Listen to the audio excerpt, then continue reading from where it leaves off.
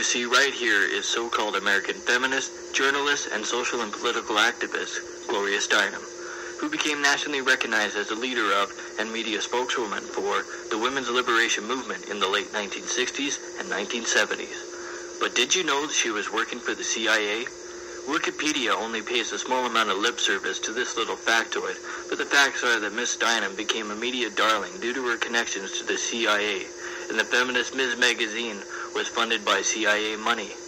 In the 1970s, a radical feminist group called the Red Stockings claimed that before she became a feminist leader, she was spying on Marxist students in Europe and disrupting their meetings.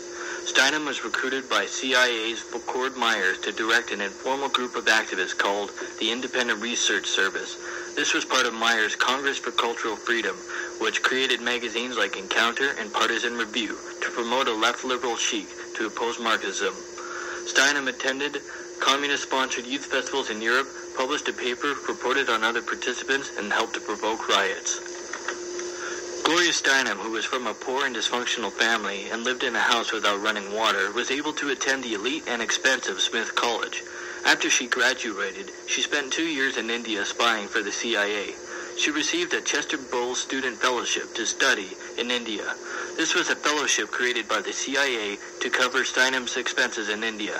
No one has received a Chester Bowles Student Fellowship either before or since Steinem received one. Commenting on the CIA-controlled student festival organized by Gloria Steinem, Sheila Tobias, an unwitting participant on one such trip, who later taught women's studies at Cornell University, said the CIA was interested in spying on the American delegates to find out who in the United States was a Trotskyite or communist. So we were a front, as it turned out. Gloria Steinem's name keeps showing up in projects associated with CIA operations. For example, in the summer of 1959, just before John J. McCloy took his family for an extended trip to Europe, C.D. Jackson wrote to remind McCloy that later that summer, a World Youth Festival was scheduled to take place in Vienna. Jackson asked McCloy to contribute a propaganda article. The piece would appear in a daily newspaper to be published in Vienna in conjunction with the festival.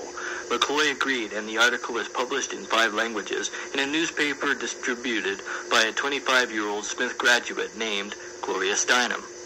When this covert operation was revealed by Ramparts magazine in 1967, Steinem told the New York Times that she approved the agency's role. I was happy to find some liberals in government in those days who were far-sighted and cared enough to get Americans of all political views to the festival. Steinem's definition of a liberal then included such young men as Zbigniew Brzezinski, an assistant professor at Harvard. Steinem arranged to fund Brzezinski's visit to the student festival. Brzezinski would later become the national security advisor to President Jimmy Carter, and he was the man who invented the so-called bear trap, which suckered the Soviet Union into invading Afghanistan. Brzezinski was also the man who first organized and funded Osama bin Laden's jihad against the Soviets in Afghanistan. Gloria Steinem also identified and targeted Alice Walker in the early 1960s. She befriended Alice Walker and paid for Alice Walker to come to the CIA-manipulated student festival in Vienna. Alice Walker would later become the foremost writer of anti-blackmail hate books, all of which were funded by money funneled to her publishers by the CIA. Steinem has boasted in interviews with the New York Times and the Washington Post that her training with the CIA was good journalistic training because the CIA taught you to be accurate. This statement proves that Steinem was happy to collect money working for the CIA. Gloria Steinem dated J. Stanley Pottinger for 9 years. Pottinger was in charge of sabotaging civil rights enforcement at the Justice Department. He was Assistant Attorney General under President Nixon and President Ford. According to Donald Freed and Fred Landis in their book, Death in Washington, J. Stanley Pottinger also helped to cover up the assassinations of Martin Luther King and Orlando Letelier. Pottinger also publicly defended Gloria Steinem against charges of CIA involvement, which Steinem had already admitted. Why would a radical feminist like Gloria Steinem be anywhere near a guy like Pottinger unless she was a government employee herself? Steinem also dated Henry Kissinger, an international war criminal, establishment technocrat, and a longtime CIA operative for years. Why would a radical feminist date someone who was considered a mass murderer by everyone in the movement? When New York Times reporters confronted Steinem with documentation of her connections to the CIA and CIA funding of her various activities, Steinem remarked that she got caught because CIA wasn't tricky enough, hinting that CIA should have made better use of front companies. Steinem remarked, "The CIA's big mistake was not supplanting itself with private funds fast enough. By the time Steinem founded Ms. Magazine, the CIA had learned how to funnel money through private individuals and corporations. That's how Steinem was able to fund Ms. Magazine. Her CIA funding was so substantial that Steinem was able to do the unprecedented. She stopped accepting advertising for Ms. Magazine. She didn't need any more advertising because CIA money has been keeping her expensively produced magazine afloat from the very beginning." Gloria Steinem had the power to successfully censor 3 different publications: the book Feminist Revolution, a Village Voice article, and a New York community newspaper article. All 3 publications documented Steinem's involvement with the CIA. Nevertheless, a story about Steinem's CIA connections appeared in the Village Voice on May 21, 1979. When Red Stockings tried to publish a book called Feminist Revolution with a chapter that detailed Steinem's CIA connections, Steinem and her powerful CIA-connected friends forced Random House to delete the chapter on Steinem.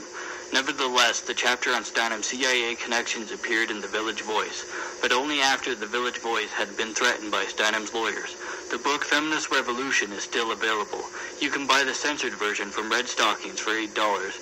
For $4, or free if you buy Feminist Revolution, you get the censored section, which contains detailed material on Steinem's early work with the CIA, and an account of how this story was censored after originally being scheduled for publication.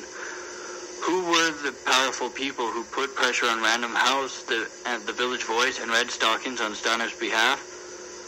Catherine Graham, publisher of the Washington Post. Graham is a known CIA agent. See book Catherine the Great by Deborah Davis. Franklin Uncle Thomas of the Ford Foundation. The Ford Foundation is a documented funnel for CIA funds. And Warner Communications, a Ms. Magazine stockholder and CIA propaganda company. Since the middle of World War II, a U.S. intelligence establishment has spent billions of dollars researching mind control techniques and inventing mind control technology. Thousands of people were kidnapped, drugged, hypnotized, and tortured as part of the CIA's mind control research and field testing. Many of these victims began surfacing in the 1980s. These victims were having strange dreams and flashbacks. This was dangerous for the CIA because their mind control operations would be exposed. So the CIA created, funded, and controlled a number of organizations that floated the idea that these victims were suffering from strange dreams and flashbacks because they had been sexually abused by their parents as children and had repressed those memories. This would become the perfect way of misdirecting the search for who really victimized these people. Strangely enough, Gloria Steinem teamed up with Ted Gunderson to foment the satanic child abuse hysteria as a way to help cover up the CIA's mind control experiments on human beings. In 1978, Gloria Steinem put a book called Black Macho and the Myth of the Superwoman on the cover of Ms. Magazine. The book was written by a black feminist and activist named Michelle Wallace, who came out of nowhere. Wallace was in her early 20s at the time, yet she was being touted as the leader of black feminism. In the book, Wallace called abolitionists like Harriet Tubman and Sojourner Truth ugly and stupid for supporting black men. She called black revolutionaries chauvinist macho pigs and advised black women to go it alone.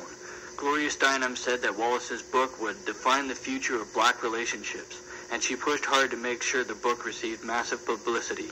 Gloria Steinem's work triggered a flood of hate black men books and films that continues to this day. Needless to say, some were quite suspicious of Ms. Magazine and Gloria Steinem. Why was Steinem sticking her nose into the affairs of the black community? So people started doing some research on Steinem. When it came out that Gloria Steinem was probably the ghostwriter of the book with Michelle Wallace's name on it, Wallace had a nervous breakdown and went into hiding for 2 years.